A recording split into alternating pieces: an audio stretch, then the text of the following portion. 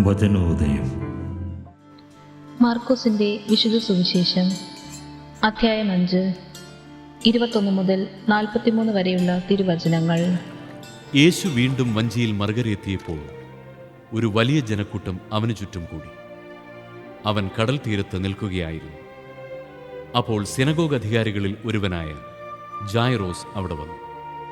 അവൻ യേശുവിനെ കണ്ട് കാൽക്കൽ വീണ് അപേക്ഷിച്ചു, എന്റെ കൊച്ചുമകൾ മരിക്കാറായി കിടക്കുന്നു.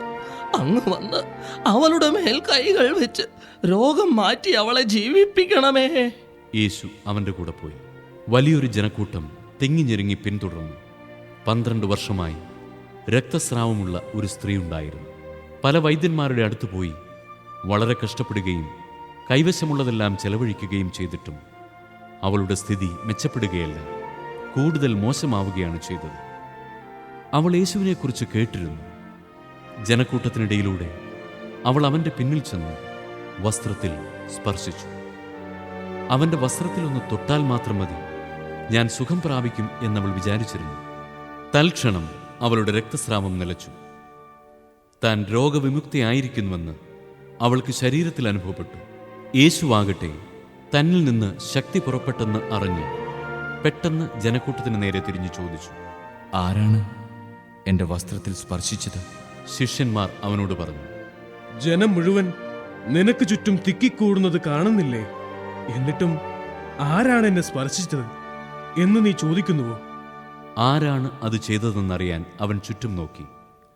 ആ സ്ത്രീ തനിക്ക് സംഭവിച്ചതറിഞ്ഞ് ഭയന്നു വിറച്ച് അവൻ്റെ കാൽക്കൽ വീണ് സത്യം തുറന്നു പറഞ്ഞു.